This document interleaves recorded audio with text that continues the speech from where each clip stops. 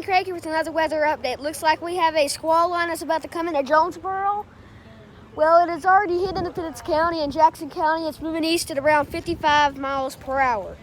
So this thing has a lot of wind, lightning, rain, and maybe up to some quarter-size hail. So stay tuned with more weather updates.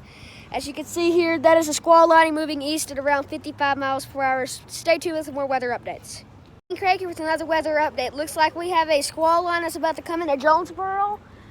Well, it has already hit Independence County and Jackson County. It's moving east at around 55 miles per hour. So this thing has a lot of wind, lightning, rain, and maybe up to some quarter-size hail. So stay tuned with more weather updates.